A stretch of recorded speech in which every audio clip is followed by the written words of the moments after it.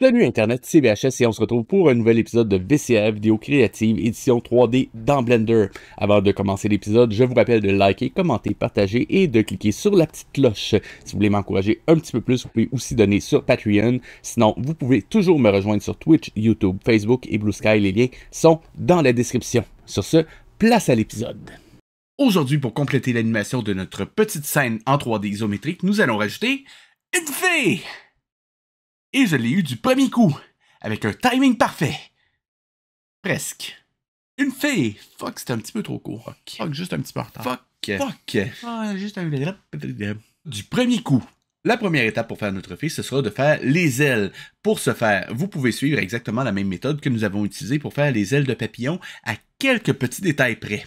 Tout d'abord, comme notre fée n'a pas de corps à proprement parler, on va utiliser un nul comme parent pour ses ailes. Pour le matériel, c'est presque la même chose, à deux différences près. Tout d'abord, comme mes ailes sont pâles, j'ai pas eu besoin de les prémultiplier. Ça aurait pu être une bonne chose, sauf que ça marchait quand même, donc je ne me suis pas cassé la tête.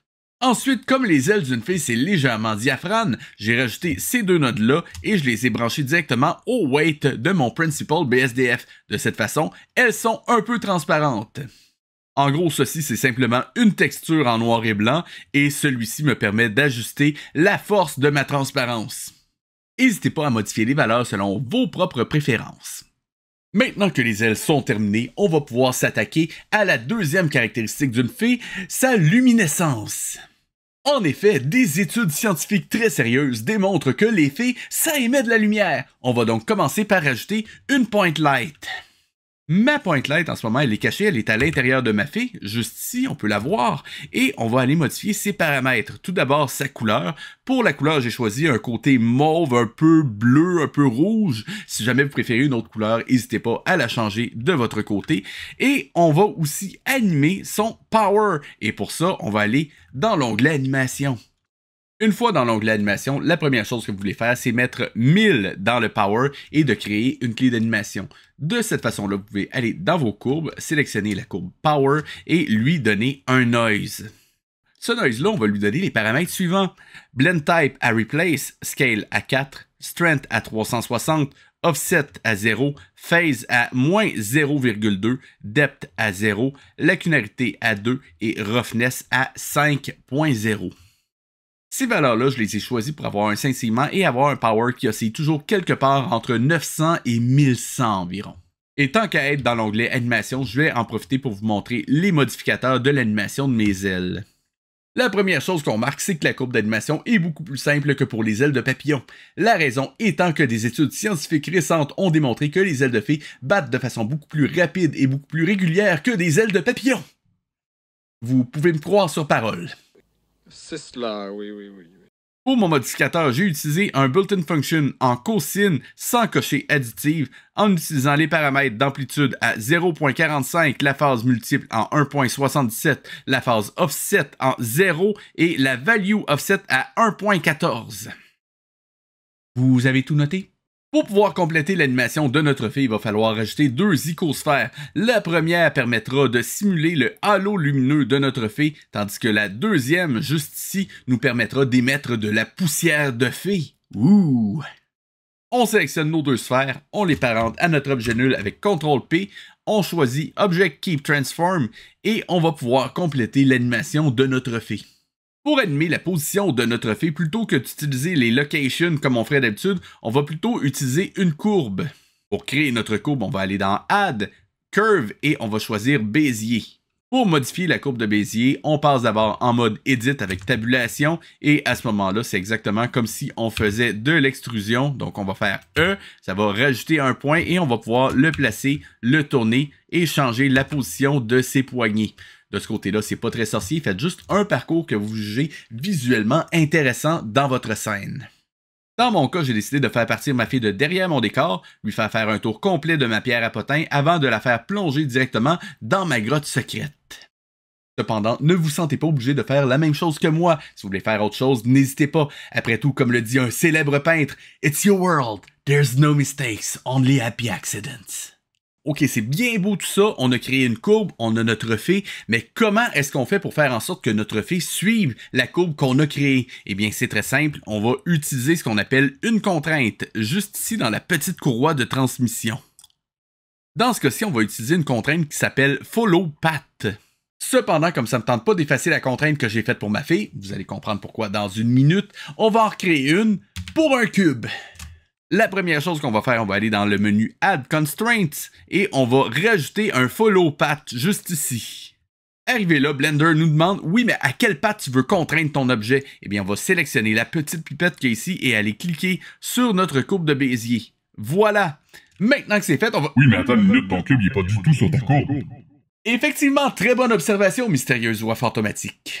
La raison pour laquelle mon cube n'est pas sur la courbe, c'est simplement parce que sa location n'est pas à 0, 0, 0. On remplace ça et c'est corrigé. Maintenant, il ne reste qu'à faire voyager mon cube tout le long de ma courbe en utilisant l'offset juste ici. Et... Est-ce que c'est normal que ton cube pointe toujours dans la même direction? Ah, effectivement, pour corriger ça, vous avez juste besoin de cliquer sur Follow Curve juste ici. Et pour changer son orientation, vous avez juste besoin d'utiliser les boutons qui sont juste ici. Si jamais votre fille ne pointe pas dans la bonne direction, essayez-en une autre jusqu'à ce que vous ayez la bonne combinaison. C'est plutôt facile.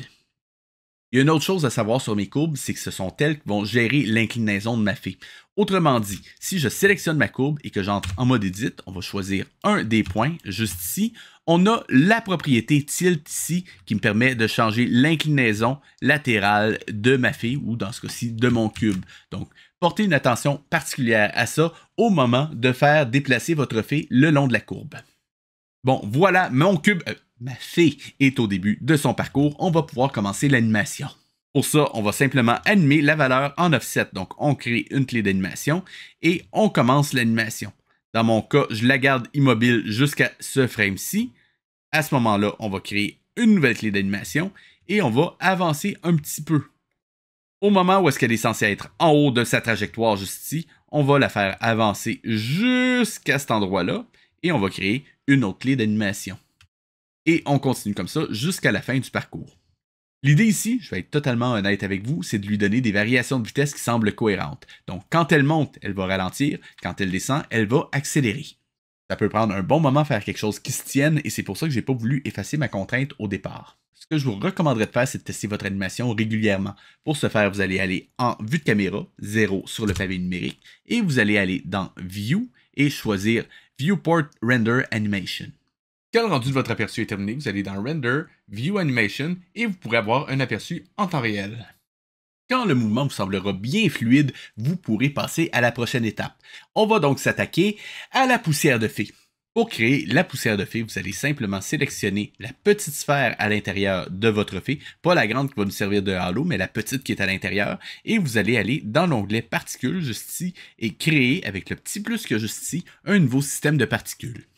Maintenant, pour l'émission des particules, vous faites un petit peu ce que vous voulez. Pourquoi? Parce que c'est votre interprétation artistique qui compte. Je vais quand même prendre le temps de vous montrer mes paramètres, mais sachez qu'ils ne sont pas coulés dans le béton et vous pouvez les changer à votre guise. Bon, juste une petite note, si mes paramètres sont grisés, c'est simplement parce que j'ai fait une cache. Et je vous recommanderais de le faire vous aussi.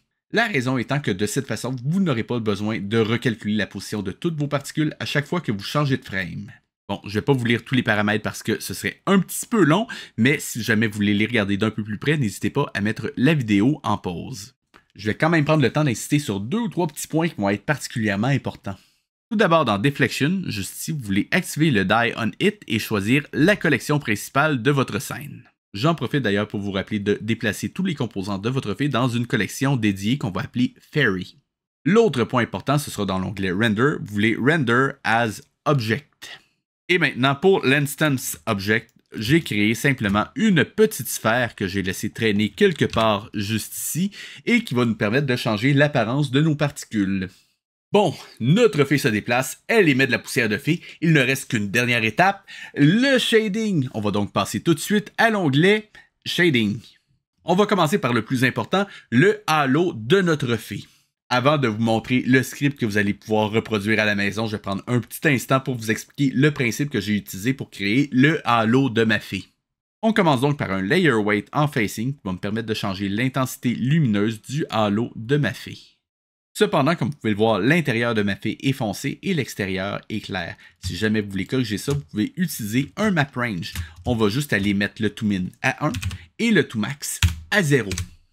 Le problème avec ce petit setup-là, c'est que le halo de ma fée ne va pas nécessairement réagir à la luminosité de la lumière qu'elle contient. Pour rappeler, il y a une point light à l'intérieur de ma fée. On va donc réutiliser son power pour gérer la force de mon layer weight. Petit truc, soit dit en passant, si vous voulez garder votre Material Editor visible tout en sélectionnant un autre objet, vous pouvez cliquer sur la petite punaise qu'il y a juste ici. Et maintenant, si je sélectionne ma lumière, je garde quand même mon Material Editor visible juste ici. Ça peut être pratique. Donc, ce que je vais faire, je vais aller chercher mon power qui est juste ici. Je vais faire un clic droit, Copy as New Driver, et je viens le coller dans une valeur qui est juste ici, Pass Driver. Et maintenant, je peux brancher le résultat dans le blend de mon layer weight. Et ça me donne quelque chose de complètement immonde. On va donc devoir changer le range de ma value qui est juste ici.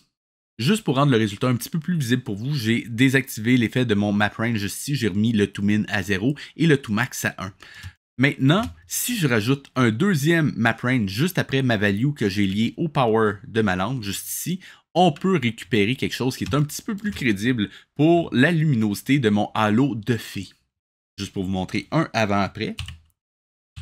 Je crois que vous voyez la différence. Donc, maintenant qu'on a ça, on va pouvoir créer le halo de notre fée. Pour ce faire, on va avoir besoin d'un mix color, d'un emission, d'un mix shader et d'un transparent BSDF. Pour vous résumer comment le shader fonctionne, on va regarder le petit script que vous voyez à l'écran. On commence par la valeur qui est liée à la force de notre lumière. On envoie le résultat dans deux map ranges différents. Ces deux map ranges-là sont connectés à deux layer weight qui sont connectés en facing à deux map ranges différents. Celui d'en haut va gérer la couleur de ma fée. On va donc le brancher directement dans le facteur d'un mix color. Dans mon cas, j'ai choisi du blanc et du bleu, mais vous pouvez choisir les couleurs que vous voulez. Et on envoie le résultat dans le color d'un emission. Celui d'en bas va gérer la transparence de ma fée. Je vais donc le brancher directement dans le facteur de mon mix shader. Dans l'input A de mon mix shader, je branche mon emission. Et dans l'input B, je branche mon transparent BSDF. Donc, si vous voulez un petit shader relativement simple pour votre fée, vous pouvez très bien vous baser sur celui-là et simplement ajuster les paramètres pour avoir un scintillement qui vous convienne. Cependant, si vous voulez vous compliquer un petit peu plus la vie, vous pouvez essayer de reproduire celui-ci que j'ai mis un peu plus de temps à créer.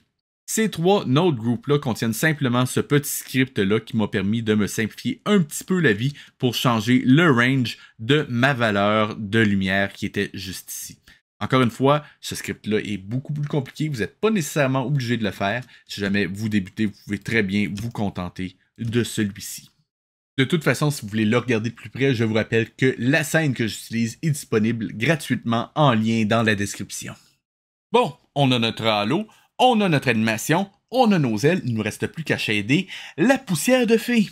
Je vais donc sélectionner la sphère que nous avons créée un peu plus tôt et on va regarder ça d'un peu plus près. Nouveau node que nous allons découvrir ensemble, il s'agit de Particle Info, juste ici. Il me permet de récupérer les informations de mes particules. C'est particulièrement utile pour changer leur apparence dépendant de leurs propriétés.